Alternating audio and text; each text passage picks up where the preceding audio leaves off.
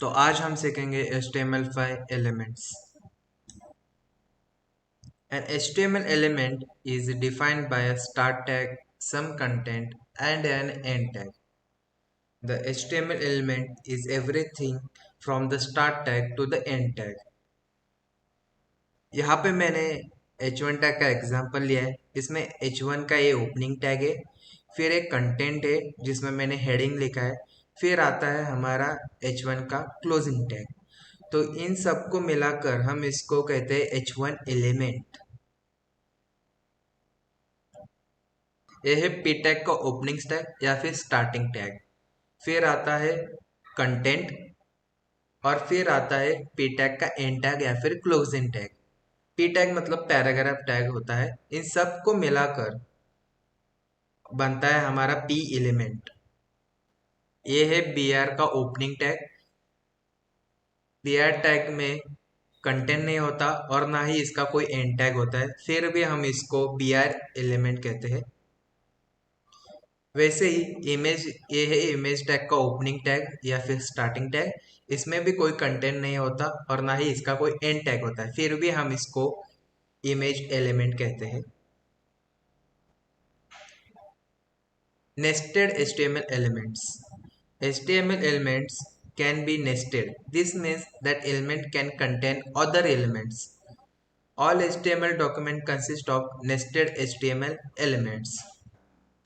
Title tag का opening tag, title tag का closing tag और एक कंटेंट, इसे हम टाइटल एलिमेंट कहते हैं। ये हेड टैग का ओपनिंग टैग और ये हेड टैग का क्लोजिंग टैग। इसमें टाइटल एलिमेंट हमने लिखा है, इसे हम कंटेंट कहेंगे। हेड टैग को ओपनिंग टैग से लेकर हेड टैग का क्लोजिंग टैग और एक कंटेंट, इसे हम हेड एलिमेंट कहेंगे। HTML डॉक्यूमेंट में एक एलिमेंट के अंदर दूसरा एलिमेंट लिखे जाते हैं। ऐसे नेस्टेड एलिमेंट से HTML डॉक्यूमेंट लिखा जाता है। जैसे आप देख सकते हैं, बॉडी एलिमेंट में H1 element, P element, image element, BR element लिखा हुआ है। बॉडी टैग को ओपनिंग टैग, बॉडी टैग का क्लोजिंग टैग और एक कंटेंट, इसे हम बॉडी एलिमेंट कहते हैं। ये HTML का ओपनिंग टैग है और HTML का क्लोजिंग टैग है। डॉक्टर HTML एलिमेंट को छोड़कर बाकी सारे एलिमेंट HTML एलिमेंट में लिखे जाते हैं। ऐसे नेस्टेड एलिमेंट से HTML डॉक्यूमेंट बनता है। मैं आशा करता हूँ कि आपको नेस्टेड एलिमेंट समझ में आया होगा। फिर हमारा आता है HTML block and inline elements. Every HTML element has a default display value depending on what type of element it is. कौन से टाइप का एलिमेंट है उस हिसाब से हर एलिमेंट की डिफॉल्ट डिस्प्ले वैल्यू होती है।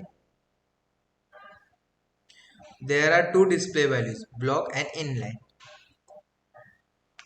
तो पहले हम देखेंगे block level elements. A block level elements always start on a new line. Block level elements हमेशा न्यू लाइन से शुरू होता है। Block level elements always takes up the full width available. Block level element by default हमेशा जो available width होती है वो अवेलेबल फुल विड्थ लेता है। A block level element has a top and a bottom margin. Block level element की top और bottom margin होती है। ब्लॉक लेवल एलिमेंट्स के मैंने यहाँ पे एग्जांपल लिखे हैं, जैसे कि ड्यू टैग है, फुटर टैग है, फॉर्म टैग है, HR टैग है, पी टैग है। ऐसे बहुत सारे टैग्स होते हैं, ये हम आपने आने वाली वीडियो में देखेंगे। Inline elements. An inline element does not start on a new line. Inline element by default new line से शुरू नहीं होते हैं। An inline element only takes up as much width as necessary. Inline element जितनी ज़रूरत है उतनी ही width लेता है।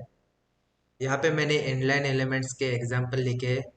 A टैग है, इमेज टैग है, स्मॉल टैग, स्ट्रॉन्ग टैग, सब टैग, लेबल टैग, ऐसे बहुत सारे टैग है। ये भी हम अपने आने वाली वीडियो में देखेंगे। ब्लॉक लेवल एलिमेंट और इनलाइन एलिमेंट के बारे में डिटेल्स में जानने के लिए मैं VS कोड ओपन करता हूँ। ब्लॉक एलिमेंट और इनलाइन एलिमेंट को समझने के लिए मैं div टैग और span टैग का एग्जांपल लूंगा। इससे आपको इनलाइन एलिमेंट और ब्लॉक एलिमेंट में क्या डिफरेंस है वो समझ आएगा। पहले मैं div टैग का यूज करूंगा।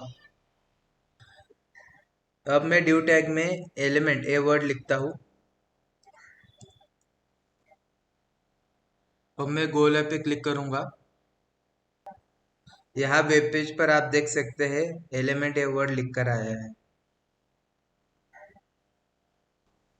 अब मैं स्पैन टैग में एलिमेंट ए वर्ड लिखूंगा।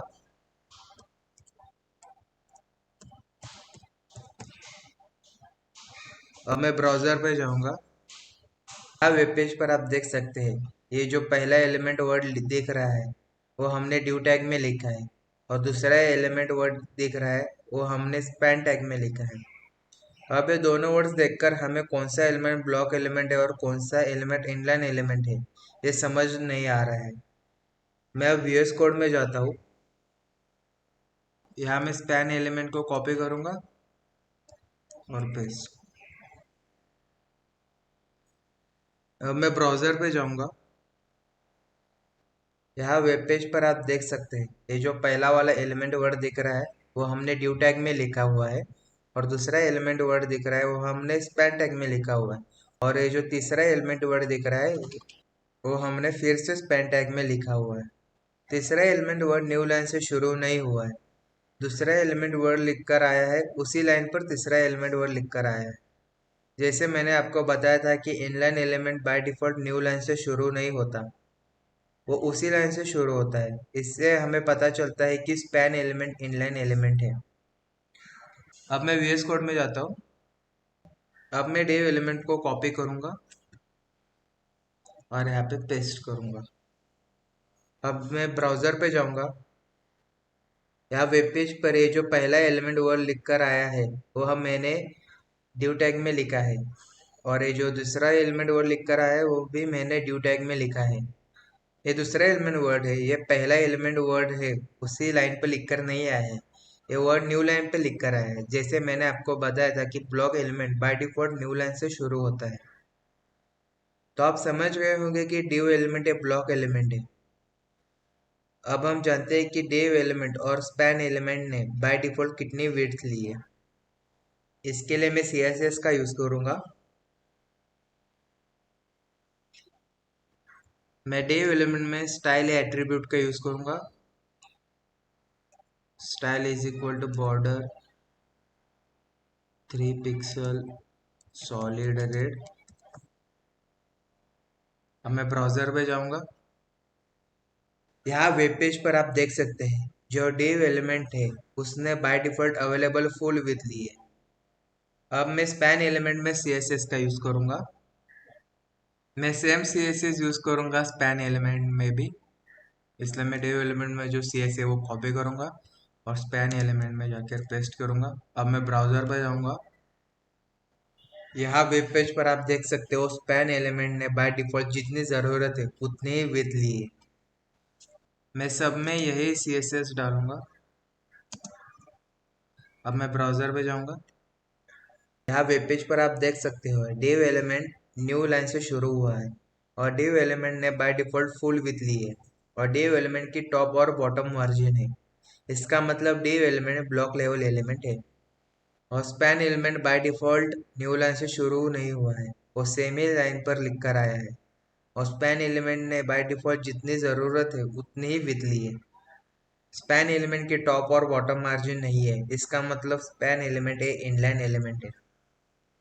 अभी हमने ड्यू टैग और स्पैन टैग के एग्जाम्पल से ब्लॉक एलिमेंट और इनलाइन एलिमेंट के डिफरेंस को समझा। HTML डॉक्यूमेंट स्ट्रक्चर करने के लिए ड्यू टैग और स्पैन टैग इंपॉर्टेंट होते हैं। अब हम ड्यू टैग और स्पैन टैग के बारे में जानकारी लेते हैं। HTML को स्ट्रक्चर करने के लिए ड्यू टैग और स्पैन टैग इंपॉर्टेंट होते हैं। तो हम पहले देखते हैं due tag. The div tag defines a division or a section in an HTML document. div tag HTML document में डिवीजन या सेक्शन डिफाइन करता है। The div tag is used as a container for HTML elements, which is then styled with CSS or manipulated with JavaScript. div tag का use HTML elements का container जैसे किया जाता है, जो बाद में CSS से स्टाइल किया जाता है और जावास्क्रिप्ट से मैनिपुलेट किया जाता है। The div tag is easily styled by using the class or id attribute. div tag class और id attribute से easily स्टाइल किया जाता है।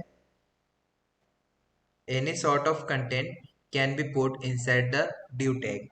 कौन सा भी कंटेंट div टैग में रखा जा सकता है। फिर हमारा आता है span tag. The span tag is an inline container used to mark up a part of a text or part of a document. The span tag is easily styled by CSS or manipulated with JavaScript using the class or add attribute. The span tag is much like the div element, but div is a block level element and span is an inline element जो हमने example के through देखा ही था। Span tag एक inline container है और इसका use inline container बनाने के लिए किया जाता है। स्पैन एलिमेंट ये div एलिमेंट जैसा ही होता है, बस फर्क इतना है कि div एक ब्लॉक लेवल एलिमेंट है और स्पैन एक इनलाइन एलिमेंट है। div और स्पैन एलिमेंट के डिस्प्ले वैल्यू के बारे में मैंने अभी डिटेल में बताया है। और एक इम्पोर्टेंट बात मैं आपको बताना चाहता हूँ कि HTML में जितने भी एलिमेंट है वो या तो इनलाइन एलिमेंट होंगे या फिर ब्लॉक एलिमेंट होंगे। अब हम जानेंगे HTML सेमेंटिक एलिमेंट्स के बारे में। A semantic element clearly describes its meaning to both the browser and the developer. यहाँ पे मैंने सेमेंटिक एलिमेंट्स के कुछ एग्जांपल्स लिखे हैं, जैसे कि article, aside, now, figure, main, footer, ऐसे और भी बहुत सारे हैं। जैसे नाउ एलिमेंट है, इसका नाम देखकर ही हमें पता चलता है कि इस एलिमेंट में 9 बार का कंटेंट होगा। जैसे कि ये फुटर एलिमेंट है, इसका नाम देखकर ही हमें पता चलता है कि इस एलिमेंट में फुटर का कंटेंट होगा। ये सारे सेमेंटिक एलिमेंट है, इनके बारे में मैं आपको आने वाली वीडियो में डिटेल में समझाऊंगा।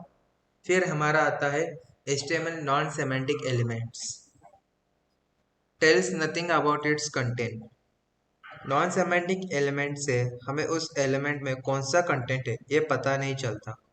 HTML डॉक्यूमेंट में div और span ये दो नॉन सेमेंटिक एलिमेंट है। अभी मैं आपको सेमेंटिक एलिमेंट्स और नॉन सेमेंटिक एलिमेंट्स के बारे में डिटेल में इंफॉर्मेशन देता हूँ। जब हम HTML4 ये HTML का वर्जन यूज करते हैं, तब वेब पेज स्ट्रक्चर करने के लिए div टैग का यूज करते हैं। div टैग का यूज करके अलग अलग सेक्शन बनाए जाते हैं। div टैग में आईडी या क्लास एट्रीब्यूट यूज किया जाता है। अगर मुझे हेडर बनाना है तो पहले मुझे div टैग का यूज करना पड़ेगा, फिर उसमें आईडी या फिर क्लास एट्रीब्यूट का यूज करूंगा और फिर उस आईडी या क्लास की वैल्यू लिखूंगा। वेब पेज स्ट्रक्चर करने के लिए जितने भी सेक्शन बनाने हैं उसमें यही फॉर्मूला यूज करूंगा। इससे टाइम भी ज़्यादा लगता है और जब तक हम पूरा कोड पढ़ेंगे नहीं तब तक हमें उस एलिमेंट के बारे में पता नहीं चलता है। ये सब HTML4 वर्जन में करना पड़ता था, अब हम HTML5 यूज करते हैं। इसमें HTML ने सेमेंटिक एलिमेंट ऐड किए हैं, जिसका यूज करना आसान तो है ही, उसके साथ सेमेंटिक एलिमेंट मीनिंगफुल है। नाम देखकर ही हमें पता चलता है कि इस एलिमेंट में क्या कंटेंट होगा। इससे हमारा टाइम भी बचता है। HTML5 में हमें div टैग हर बार यूज करने की जरूरत नहीं है। इसका मतलब ये नहीं है कि हमें div टैग का यूज नहीं करना है, जरूरत पड़ने पर हम div टैग का यूज कर सकते हैं। लेकिन HTML5 के वर्जन में जो सेमेंटिक टैग है उसकी वजह से वेब पेज स्ट्रक्चर करने में आसानी होगी। आशा करता हूँ आपको सेमेंटिक एलिमेंट और नॉन सेमेंटिक एलिमेंट में जो डिफरेंस है वो समझ आया होगा। तो आज हमने एलिमेंट्स किसे कहते हैं ये समझा, इनलाइन एलिमेंट और ब्लॉक एलिमेंट में जो डिफरेंस है वो div और स्पैन एलिमेंट के एग्जांपल से समझा। उसके बाद हमने नेस्टेड एलिमेंट के बारे में समझा और लास्ट में हमने सेमेंटिक एलिमेंट और नॉन सेमेंटिक एलिमेंट के बारे में समझा। आशा करता हूँ आपको HTML5 एलिमेंट्स समझ में आए होंगे। आज के लिए इतना ही। सी यू सून, स्टे ट्यून।